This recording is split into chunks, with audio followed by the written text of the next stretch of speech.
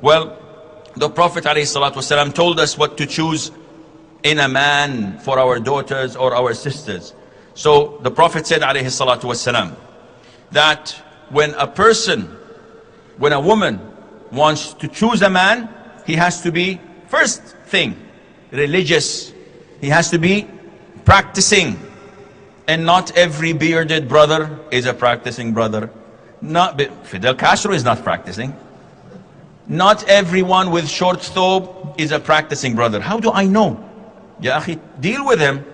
If I see a brother with a long beard and a short thobe, but he lies, or he backbites, or he cheats, or he is useless, and he envies people, he looks down at people, he thinks of himself as the best man ever to walk the earth, is he a practicing brother? No, he's not.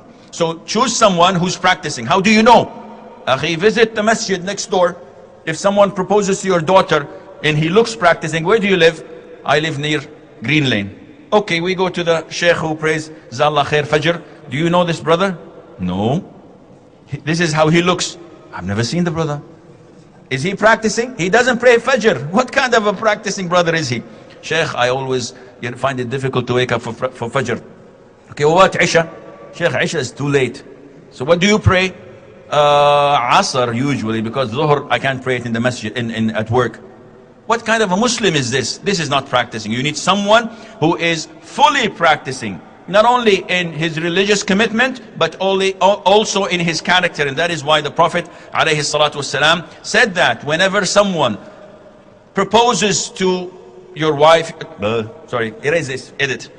Okay, if someone proposes to your sister, to your daughter, who his religious commitment and his character you approve of, you should give him in marriage. So it's not only religious commitment, also his character. What do we mean by character? He should be brave. He should be generous. The worst thing a sister could do is marrying a stingy person, a miserly person, who doesn't pay until you take a pint of his blood. This is difficult. Life is horrible. And this is why when one of the female companions came to the Prophet ﷺ and said, Muawiyah bin Sufyan and Abu Jahm both proposed to me. So he said, Muawiyah is su'luk. He doesn't have a penny. He's poor by nature.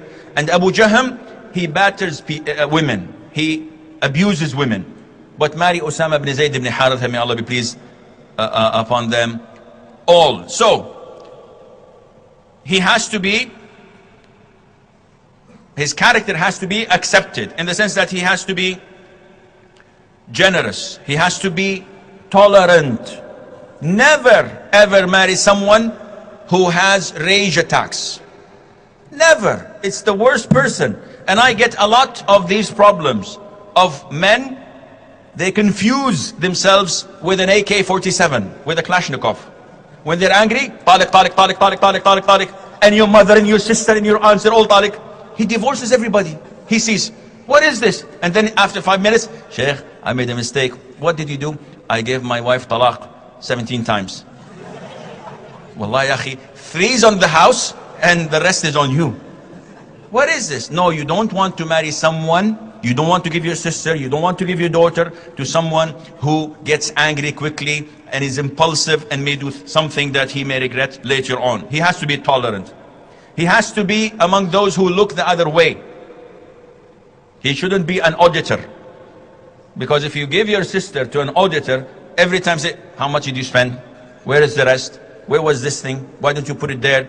He's gonna make life hell for her. No, you want to choose someone who looks the other way. Even if she does a mistake or two, he pretends that he did not see anything, and life beautifully goes on. He has to be, as mentioned in the Quran, Inna khayra man ista'jarta al-qawi al-amin. He has to be strong and he has to be honest, trustworthy, because you are entrusting him with your honor, with your flesh. You're entrusting him with your daughter or with your sister. So don't throw them away to anyone who comes and asks for them. He has to be secretive, in the sense that he does not spread the secrets of the house. Not that he has relationships and he's secretive. No, he has to be modest in the sense that I've sat with men, quote unquote, so-called men, who say what happens with them in bed. I did this with my wife, oh that was fun, but the other thing wasn't. And I say, Akhi, this is the worst thing a man can do. Yes, it's okay, it's man talk. It's not man talk, it's animal talk.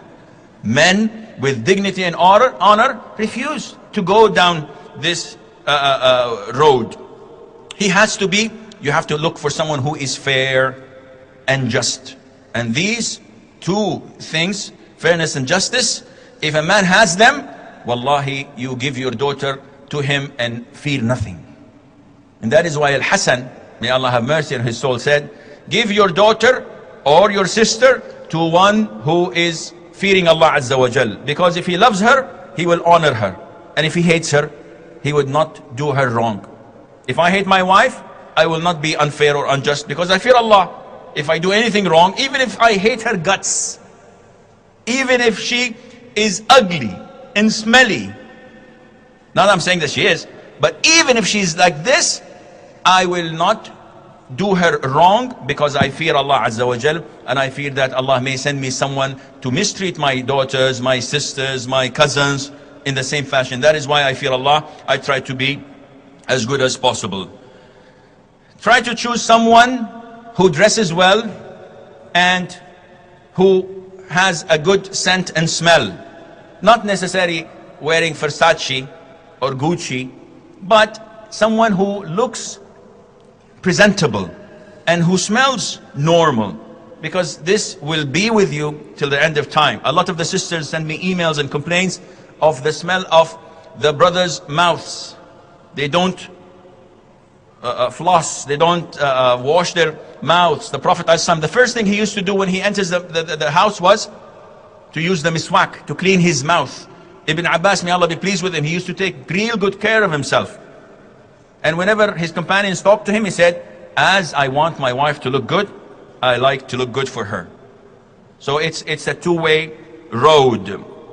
Try to choose someone who would honor your family, who would respect your father and mother, and don't take a gangster who would maybe kill them in the following day. Choose someone who would respect them, who would give them the necessary honor. And try to get someone who is jealous. Do not get a man who is not jealous, because this is not a man. The first thing that stands out in a man is his jealousy. And the first thing that stands out in a woman is her feminine side and her vulnerability. And the more he's jealous and strong and she's weak and vulnerable, they can have a good relationship. But when the woman becomes a man and the man becomes a sissy, with all due respect, this is not a marriage. Seriously, most of marriages do not continue because of this. Because you have a man in woman's clothing and you have something else in the man's shoes.